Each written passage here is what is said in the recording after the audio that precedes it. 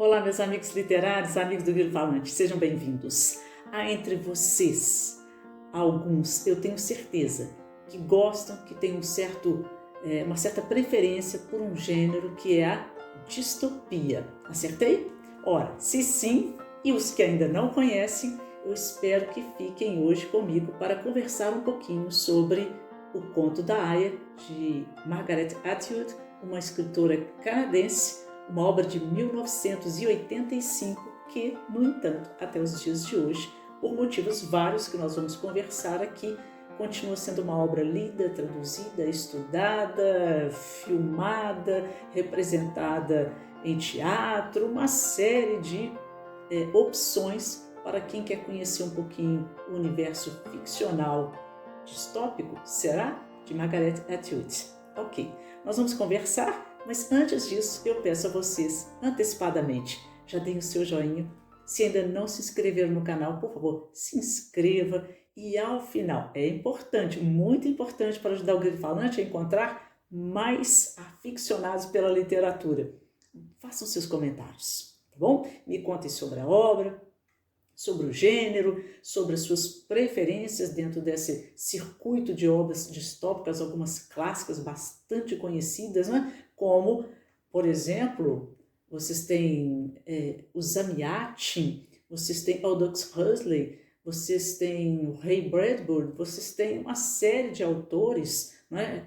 Wells, ora, uma série de autores que são consagrados, que nos trazem títulos maravilhosos e sempre estão fomentando a leitura e a discussão desse gênero. No entanto, veja só, quando se fala de distopia, o termo, creio que todos conhecem, ele na verdade é o lado negativo de uma outra palavra criada para designar inclusive uma obra literária e todo um contexto, universo que ela apresenta, que é o Thomas More, lá no início do século XVI, com utopia, utopos, né? Ou lugar algum. Na verdade, é uma ilha na qual vão as pessoas viver dentro de um sistema social absolutamente aberto, justo, próspero, né? Onde elas são felizes, que é bem diferente de outros lugares. Né? Na verdade, é uma alegoria, um atestado de inconformação do autor More, na época, com o governo da Inglaterra, o reinado da Inglaterra, naquele momento de Henrique VIII. Bom, mas isso é a utopia, né? É uma visão humanista, né? Que busca dar ao homem o quê? O sentido de liberdade, a sua plenitude intelectual, que tudo isso fosse valorizado. Havia conflitos na época, havia um contexto histórico que explica muitas das questões que essa obra propõe, mas nós temos já no século XIX, na virada do século XX, principalmente no século XX, no início dele, depois da Primeira Grande Guerra, depois do surgimento de estados totalitários, de uma série de genocídios e após a Revolução Industrial também, com uma ascensão, né, de uma relação do homem com o capital bastante conflituosa, injusta, né, nunca foi homogênea. Então essas obras surgiram, escritas por homens, e a distopia tem um caráter, inclusive, prospectivo, ela fala do futuro, é um pouco profética, alguns elementos da sociedade ali, naquele momento atual, que são potencializados, são, na verdade, exagerados em muitos sentidos, para dar à sociedade, por meio da literatura, um permanente estado de alerta, para que aquela realidade que a obra literária apresenta, tão desconfortável, não se realize. O objetivo era esse. Mas veja bem, passado algumas décadas, essas obras continuaram a surgir e agora trazendo também um elemento novo, que é o desenvolvimento da tecnologia, que são obras distópicas vinculadas à ficção científica, a exploração de outros universos, a relação do homem com a tecnologia. Hoje a inteligência artificial é o tema do momento, mas já houve outros momentos assim tão peculiares, mas a distopia ela ficou mais vinculada a partir de certo momento a essa ideia de um progresso desordenado que promoveu o ecocídio, né, que promoveu o preconceito, o genocídio, outras guerras, outros sistemas totalitários, né, nos quais a liberdade está sendo cerceada, está sendo alterada por elementos e valores obscuros, mas que são levados à sociedade por líderes carismáticos,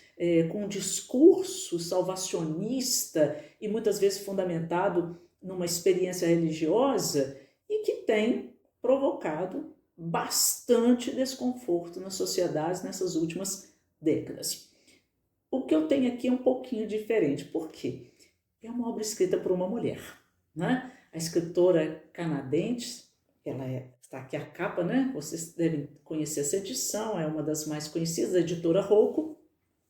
A Margaret Atwood, ela é uma escritora, ela é uma crítica literária, ela já ganhou prêmios de toda a natureza, é professora, ela faz uma série de atividades dentro desse campo intelectual.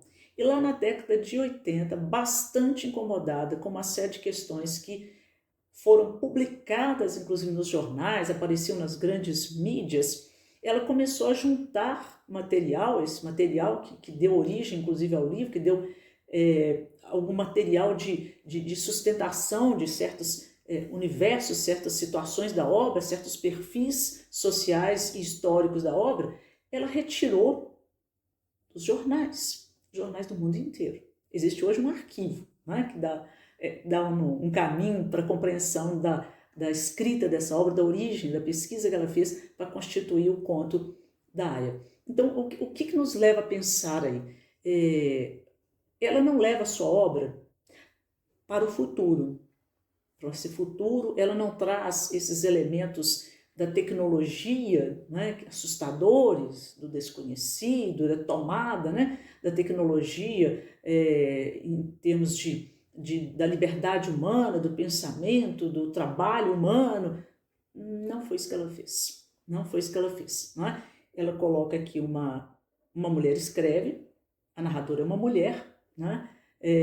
A Alfred, e tem aqui os dramas vivenciados pelas mulheres, principalmente, dentro de uma sociedade que é o Gilead, que é uma sociedade que está lá no futuro, em 2195, se não me engano, que é uma sociedade que foi constituída por militares depois de um ataque bem sucedido à sociedade norte-americana, mataram o presidente, ocuparam o poder e criaram uma série de situações para o convívio social a partir daquele momento, né?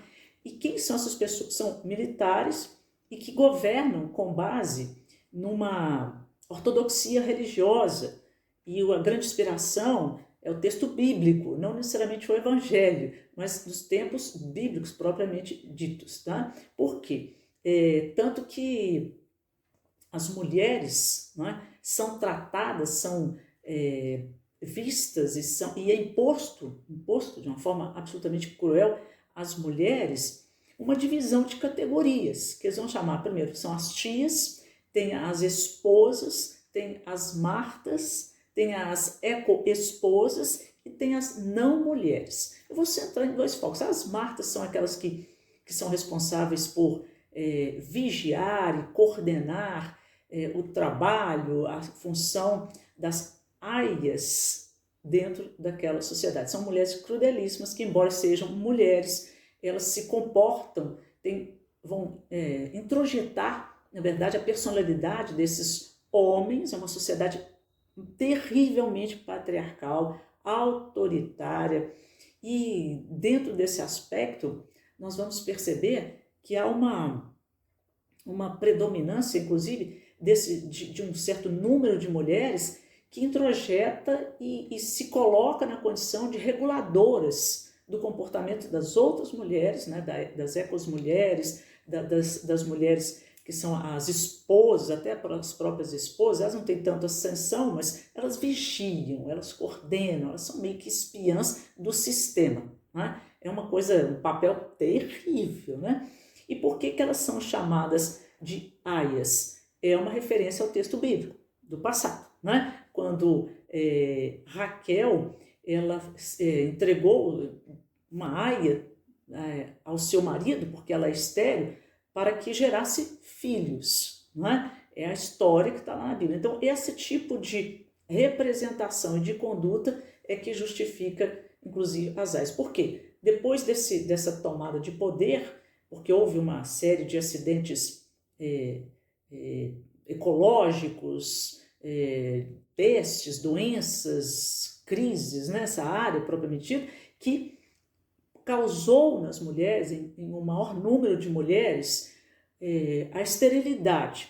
Então, aquelas que eram jovens e que escaparam essa condição de esterilidade, elas são cooptadas por esse estado extremamente opressor, são levadas para um campo chamado Campo Vermelho, onde elas vão ser treinadas para serem procriadoras, e elas são levadas às lares, por isso né, no caso aqui, a narradora, Fred, porque ela do Fred, ela pertence ao Fred, todas tinham essa denominação de e depois o nome do homem a que ela estava servindo naquele momento, né? Eles têm as suas esposas, mas a esposa é estéril, então eles tomam para si as aias, elas vão ser, a função delas é somente essa, né, de procriar, e depois são levadas para outros lugares. Aquelas que se rebelam são cruelmente punidas, muitas são ou assassinadas ou mandadas para as colônias, onde elas vivem numa situação de penúria, um lugar muito desumano, morrem muito depressa pela falta de recursos, tornam-se párias mesmo. E há também, mas ainda assim naquela sociedade, há um grupo de resistência, que é o Meitei, e há algumas mulheres que pertencem a esse grupo. Uma delas, inclusive, vai resgatar Alfred em certo momento da condição de aia. O que vai acontecer depois, o que vai acontecer no final, eu não posso contar aqui. Eu só estou dando um contexto da obra para que vocês já devem ter percebido que a finalidade de Margaret Atwood era justamente chamar a atenção sobre situações que já foram vividas no passado, desde o passado bíblico, nas sociedades mais contemporâneas, porque ela lê notícias nos jornais e ela alerta sobre a expansão desse tipo de mentalidade e de conduta. É claro que há um exagero, né? As personagens são, na verdade, categorizadas como representações de certas organizações, certas ideologias, certos pensamentos, coisas dessa natureza. Então, mas cabe perfeitamente bem dentro da obra dela esse nível de reflexão. Por isso que ela considera a obra dela, inclusive, uma distopia de reflexão, não a distopia do caráter lá, como eu disse, escrita por homens, ligada, né, a mundos catastróficos, a ficção científica, a esse tipo, a um controle social da sociedade como dentro do plano geral. Margaret Atwood, ela fala do controle das mulheres. Quem exerce esse controle? Esses homens, né, que ocuparam o poder depois do assassinato do presidente, né, de uma sociedade que era democrática, tornou-se uma sociedade incrivelmente opressora. Tem um diálogo, inclusive, do comandante lá, né, que é o chefe com Alfred, né, aqui na série, que ele fala com ela que as sociedades, as mudanças da sociedade, elas não podem agradar a todos, não tem como agradar a todos, não é? Mas para agradar a alguns é necessário desagradar a outros, né? Na verdade, uma grande maioria. Então isso explica muito do como é organizada essa sociedade. Existe aquela casta de homens, né, que são profundamente poderosos, são intolerantes, experimentam essa conduta, né, histórica do patriarcado de uma forma muito violenta, muito ostensiva, e as mulheres são completamente relegadas. Tá? O livro tem duas partes. Uma primeira parte que é esse relato da Alfred, e o segundo relato já é muitas décadas depois, quando esse relato dela, na verdade, nós vamos descobrir, foram fitas que ela gravou depois que ela conseguiu sair da casa do comandante. Não vou contar mais do que isso, não posso, senão tira, né, o mérito de quem vai ler a obra. Ela grava, e quando ela grava, há uma questão muito interessante aí. Por quê? Porque até então, por algumas questões que eu levantei aqui, o que vocês vão observar? A mulher não tinha voz alguma, não podia manifestar desejo, não tinha liberdade alguma, ela era completamente vigiada, ela tinha que falar sussurradamente, o nível de vamos ver, de compreensão e de assimilação da linguagem era mínimo. Por quê? A linguagem é revolucionária, a linguagem revoluciona. Elas não poderiam escrever, elas não poderiam ler, né? Isso tudo era completamente proibido, não podiam se relacionar com quem elas manifestassem algum sentimento, que vai ser o caso aqui, né, da Offred. Ela vai ter um relacionamento de um rapaz que pertencia na verdade, esse grupo Mayday, que era um grupo revolucionário contra o sistema, mas ela grava. Então, não só ela não deixa o seu registro, mas ela deixa o registro da sua voz. Entendam isso metaforicamente, né? Ela readquiriu, né, o direito à voz. É algo fantástico, né? Entre outras questões que a Margaret Atwood vai colocando na obra. Numa entrevista ela disse que o diabo se manifesta, ela fala, Deus se manifesta nos detalhes, é um ditado popular. Aí ela complementa, fala, e o diabo também, porque ela vai esmiuçando a narrativa. Ela tem um tom coloquial, que é uma mulher nessas condições, que vai narração em primeira pessoa, não é? E ela vai dando todos os detalhes, que embora elas usem essa roupa, né, que parece aquelas coisas de um convento assim, da antiguidade, ela consegue ver, ouvir e perceber muitas coisas, porque a mãe dela foi uma mulher revolucionária. Ela tem uma amiga Moira também, que até certo ponto vai ser uma revolucionária, até certo ponto. Depois vamos ver o que vai acontecer na narrativa com a Moira. Quer dizer, então ela tem, na verdade, uma percepção por outros ângulos de outras mulheres, e pela sua própria capacidade de observação, ela tem uma visão muito detalhista das situações, bastante detalhista. Ela adquire esse poder de reflexão, ela vai construindo isso ao longo da obra, porque ela tem esse passado com a mãe, ainda num momento de liberdade, antes dessa revolução trágica, né, dramática, tirana. Bom, mas aí vamos ver aqui a questão. A segunda parte, portanto, são décadas e décadas e décadas depois, né, essas fitas são encontradas. O mundo já passou por uma mudança. Esse sistema de Gilead, é difícil falar certos nomes, né? Ele já está no passado, a sociedade está recuperando a sua democracia, tanto que é um congresso de literatura, onde o Peixoto vai fazer, ele é um professor, é um catedrático, ele vai fazer um estudo, ele compilou as fitas e ele vai tentar descobrir se esse depoimento, né, da Aya, da Offred, era real e como era a sociedade da época. Mas o que é mais interessante quando vocês lerem é que vocês vão entender melhor o que acontece na primeira parte. Mas o que nós percebemos são algumas minúcias aí da própria autora, a Margaret, quando ela passa uma série de sugestões para o leitor, para percebermos que no discurso do Peixoto, embora ele seja um estudioso, ele está tentando descobrir aqui a situação da Aya, bom, mas é um homem, né, que faz essa pesquisa. É um homem que se dirige à plateia e à coordenadora daquele estudo de uma forma sexista. Então nós vamos percebendo o que ela fala? Olha, ficou no passado, será?